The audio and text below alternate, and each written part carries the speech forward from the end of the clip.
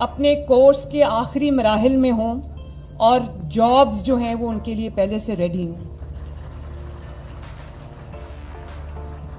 जब आप market demand driven courses कराएंगे तो जॉब्स लोग आपके पीछे लेके फिरेंगे। और आपको पता है कि मैंने जितनी भी मेरी एम्बेसडर्स से, हाई कमिश्नर से मुलाकात होती है, मेरी बात ही उनसे ये होती है, जब हम इन्वेस्टमेंट अपॉर्चुनिटीज़ की बात करते हैं तो मैं डिफरेंट मुल्कों के जो सफ़ीर हैं उनसे मैं कहती हूँ कि आप लोग मुझे बताएं कि आपके मुल्क में आपको कौन सा ट्रेन ह्यूमन रिसोर्स चाहिए ताकि हम अपने बच्चों को ट्रेन करके, अपने ह्यूमन रिसोर्स को ट्रेन करके बाहर भेजें, ताकि लोगों के लिए एक जो आमदनी के ज़राए हैं वो वसी हों और लोग अपनी फैमिलीज़ को इन मुश्किल हालात में अच्छे तरीके से लुक आफ्टर कर सकें। और फिर इसकी अच्छी बात यह है कि इन कोर्सेज के बाद इन्होंने जैसे मॉक टेस्ट की बात की, मॉक एग्जामिनेशन की बात की, I think it's a good practice. और ये बच्चे जो हैं इन कोर्सेज के बाद ये जो इंटरनेशनल ऑर्गेनाइजेशंस हैं जैसे माइक्रोसॉफ्ट है, एडोब है, सिस्को है, इसमें इनकी इंटरनेशनल सर्टिफिकेशन हो सकेगी। ये वो वाले एग्ज़ाम लेंगे और इनकी वो सर्टिफिकेशन होगी, इंटरनेशनल सर्टिफिकेशन, जिसके बाद इनकी जो डिमांड है वो और ज़्यादा बढ़ जाएगी। और फिर ई मर्चेंडाइज की तरफ दुनिया जा रही है, टेक्निकल स्टार्टअप्स की तरफ दुनिया जा रही है। मैं आपको ये भी बताना चाहती हूँ कि हम पाकिस्तान की पहली आईटी सिटी लाहौर में शुरू करने जा रहे हैं, जो 1 साल के अंदर अंदर इंशाअल्लाह ताला जो है वो फंक्शनल हो जाएगी। हमें बहुत दुनिया से जो टेक जायंट्स हैं, टेक कंपनीज हैं, हमें उनकी बहुत एक एक्सप्रेशन ऑफ इंटरेस्ट आ रहा है। हम सबको एंटरटेन कर रहे हैं। बहुत जल्दी आप देखेंगे कि उसकी भी मैं ग्राउंड ब्रेकिंग हम करेंगे इसी महीने, मई के महीने में। तो टेफ्टा को मैंने, चेयरमैन टेफ्टा को कहा है कि इसकी जो रीस्ट्रक्चरिंग है उसको मॉडर्न लाइंस पे करें। जो कोर्सेज की डिमांड है उन कोर्सेज को ऐड करें और उसके लिए आपको जो फैकल्टी दुनिया से लानी पड़ती है, जो एक्सपर्ट्स दुनिया से लाने पड़ते हैं, बाहर से हायर करने पड़ते हैं, प्राइवेट सेक्टर से हायर करने पड़ते हैं, इंटरनेशनल जो भी कंसल्टेंट्स आपको लाने पड़ते हैं, एक्सपर्ट्स लाने पड़ते हैं, वो आप लाएं ताकि हमारे बच्चों को बेस्ट टेक्निकल एजुकेशन मिले, ताकि वो जब अपने कोर्सेज कंप्लीट करके बाहर जाएं तो उनकी हाथों हाथ जो है वो डिमांड हो। और मैं ये जो सिर्फ ये नहीं है, मुझे इस बात की खुशी है कि ये बहुत सारे शहरों में हम शुरू कर रहे हैं। लाहौर, फैसलाबाद, कसूर, साहिवाल, गुजरांवाला, गुजरात, सियालकोट, सरगोदा, टोबा टेक सिंह, रावलपिंडी, अटक, बहावलपुर, मुल्तान, मुजफ्फरगढ़ और रहीम यार खान, 35 टेफ्टा इंस्टीट्यूट्स में इस सब की ट्रेनिंग दी जाएगी। और जैसे मैंने कहा कि हाईली क्वालिफाइड फैकल्टी जो है वो हमने हायर की है। और कई लोग कहते हैं हम ये करेंगे, हम वो करेंगे, 5 साल बाद हम यही सुनते हैं। 5 साल में जब हुकूमत ख़त्म हो रही होती तो हम सुनते हैं हम ये करेंगे, वो करेंगे। अल्लाह ताला का फजल है कि मैंने आज लॉन्च बाद में की है। ये जो प्रोग्राम है ये पहले शुरू हो चुका है माशाल्लाह। 1000 बच्चे जो हैं वो अपनी ट्रेनिंग शुरू कर चुके हैं। और मुझे इस बात की भी खुशी है कि मुस्लिम लीग नून ने कभी बच्चों के हाथ में डंडे नहीं दिए, बच्चों के हाथ में गुलेलें नहीं दी, बच्चों के हाथ में पेट्रोल बॉम्ब्स नहीं दिए, बच्चों को अपनी सिक्योरिटी एजेंसीज को मारना, उनकी हड्डियां तोड़ना, उनके सर तोड़ना, उनकी आंखें फोड़ना नहीं सिखाया। जब मैंने यहाँ पर as chief minister take over किया तो जब मेरी लॉ एंड ऑर्डर की पहली मीटिंग थी बच्चों, तो उसमें जो हमारे डीआईजी ऑपरेशंस थे लाहौर के, अली, तो मैंने कहा अली तुम्हारी आंख को क्या हुआ है?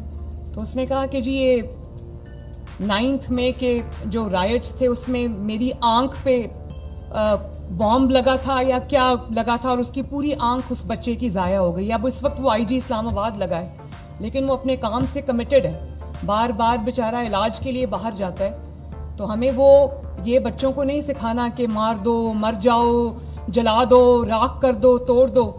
उस दिन मैं 9 मई पे जब जना हाउस गई, यकीन मानो मेरा दिल खून के आंसू रो रहा था। जिस तरह हमने अपने जो अपने फाउंडर हैं, बाबाए कौम जो हैं, जिनको हम कायद आज़म मोहम्मद अली जिन्ना कहते हैं, जिनके बारे में हम बचपन से पढ़ते आए हैं, जिनको हम आइडियलाइज करते आए हैं, उनकी यादगारों को हमने राख का ढेर बना दिया। तो ये चीज़ें बच्चों बताओ कि ये काम करने वाले हैं। तो मुझे खुशी है कि मुस्लिम लीग नून, जिसमें नवाज शरीफ साहब हैं, शहबाज शरीफ साहब हैं, अगर पीफ के स्कॉलरशिप्स दिए तो मुस्लिम लीग नून ने दिए, लैपटॉप्स दिए तो मुस्लिम लीग नून ने दिए, अगर स्किल डेवलपमेंट स्कीम्स शुरू की तो मुस्लिम लीग नून ने की, अगर यूथ लोन्स दिए तो मुस्लिम लीग नून ने दिए, अगर दानिश स्कूल्स बनाए तो मुस्लिम लीग नून ने बनाए, state of the art colleges और यूनिवर्सिटीज़ बनाई तो मुस्लिम लीग नून ने बनाई। और अब आपका जो स्किल डेवलपमेंट प्रोग्राम है ये भी अगर शुरू किया तो अल्हम्दुलिल्लाह मुस्लिम लीग नून ने शुरू किया। एक मिनट और फिर अब हम स्टूडेंट्स के लिए बहुत जल्द बाइक्स का प्रोग्राम भी लॉन्च करने जा रहे हैं। स्टूडेंट्स को बाइक्स देने लगे हम, और बड़ी खूबसूरत हमने डिज़ाइन की हैं। वो ग्रीन कलर की बाइक्स हैं, पेट्रोल बाइक्स भी हैं, इलेक्ट्रिक बाइक्स भी हैं। आप लोगों को भी अगर चाहिए तो हम आपको भी बीच में इंक्लूड कर सकते हैं। तो ये हमें ज़रूर करना चाहिए। 20,000 से हम शुरू कर रहे हैं। और उस दिन मैं टीवी पे देख रही थी, लाहौर हाई कोर्ट के एक जज साहब ने ना वो स्कीम रोक दी बाइक्स वाली, और आई थिंक केस कोई और चल रहा था, तो अचानक उनको ख्याल आया, उन्होंने कहा कि अगर ये पेट्रोल बाइक्स जो हैं या ये जो इलेक्ट्रिक बाइक्स हैं ये आप स्टूडेंट्स को देंगे तो वो ये बाइक्स लेके लड़कियों के कॉलेज के सामने जाएंगे। तो मुझे हंसी आ गई। मैंने सोचा ये तो वही वाली बात है कि रोटी सस्ती क्यों की है। अगर आप रोटी सस्ती करेंगे तो लोग 2 की बजाय 3 रोटियां खाएंगे, और उससे पेट की बीमारियां जो है वो वजन बढ़ेगा, डायबिटीज़ बढ़ेगी, ब्लड प्रेशर बढ़ेगा। तो मुझे इस बात का अफसोस भी हुआ कि जब पेट्रोल बॉम्ब्स बच्चों के हाथ में दिए जाते हैं, जब बच्चों को अपने जो डिफेंस इंस्टॉलेशंस हैं उन पे हमले की तरगीब दी जाती है, जब बच्चों को कहा जाता है कि ये आपके मुहाफिज हैं, इनकी हड्डियां डंडों से तोड़ो, और वो तोड़ते हैं, जब उनको कहा जाता है इनकी आंखों को जख्मी करो, इनकी जान ले लो, और वो लेते हैं, उस वक्त कोई कोर्ट हरकत में नहीं आता। और जब किसी बच्चों की जो भलाई की स्कीम्स हैं, अब मुझे ये बताएं कि मैं एक बहावलपुर में गई तो जो फील्ड हॉस्पिटल्स हैं उनके साथ गई थी। मैं देखना चाहती थी कि लोगों का इलाज वहाँ फील्ड हॉस्पिटल्स कैसे कर रहे हैं। तो मैं वहाँ एक घर में चली गई। जब मैं उस घर में गई तो एक बच्चे ने मुझे कहा कि मेरा जो स्कूल है वो आधा घंटा दूर है, तो मुझे पढ़ने का बहुत शौक है और मैं बहुत अच्छे मार्क्स लेता हूँ, लेकिन मेरे पास कोई सवारी नहीं है, तो मुझे मैडम एक साइकिल ले दें। अगर आप मुझे साइकिल ले देंगी तो मेरी जो हफ्ते में छुट्टियां हो जाती हैं, मैं किसी के साथ स्कूल जाता हूं, कभी वो जाता है कभी नहीं जाता, तो अगर आप मुझे साइकिल ले दें तो मैं स्कूल चला जाऊंगा और मुझे कोई रुकावट नहीं आएगी।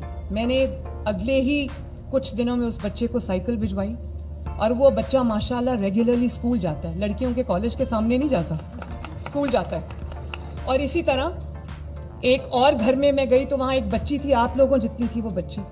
उसने कहा कि मैडम अगर मुझे आप एक स्कूटी ले दें तो मैं अपने जो मेरा इंस्टीट्यूशन है मैं वहाँ जाने में मुझे आसानी हो जाएगी, क्योंकि हमारे घर में ना साइकिल है, ना स्कूटी है, ना कुछ और है, और ना यहाँ पर हमें कोई पब्लिक ट्रांसपोर्ट अवेलेबल है। मैंने उसको एक नंबर दिया। मैंने कहा आपको जो भी स्कूटी चाहिए, जिस तरह की स्कूटी चाहिए, आप मुझे उसकी गूगल करके तस्वीर भेजो। तो उसने वो मुझे भेजी, मैंने बिल्कुल वैसी स्कूटी उसको लेके भेजी। और कोर्ट ने कहा कि ये वो लड़के जो है वो लड़कियों के कॉलेज के सामने चले जाएंगे, तो वो जिन्होंने जाना है उनको मोटर बाइक की जरूरत नहीं, वो वैसे भी चले जाएंगे, वो रिक्शे में बैठ के भी चले जाएंगे, पब्लिक ट्रांसपोर्ट में भी चले जाएंगे। और फिर कहा कि वन व्हीलिंग करेंगे। थोड़ी सी इंफॉर्मेशन होनी चाहिए इलेक्ट्रिक बाइक्स की। आई थिंक वन व्हीलिंग नहीं हो सकती, और वन व्हीलिंग करने के लिए उनको गवर्नमेंट की दी हुई मोटरसाइकिल की जरूरत नहीं। अगर उन्होंने वन व्हीलिंग करनी होगी तो वो वैसे भी वन व्हीलिंग कर लेंगे। वन व्हीलिंग नहीं करनी चाहिए। अपने माँ बाप का ख्याल रखना चाहिए, उन्होंने बहुत प्यार मोहब्बत से आपको पाला है।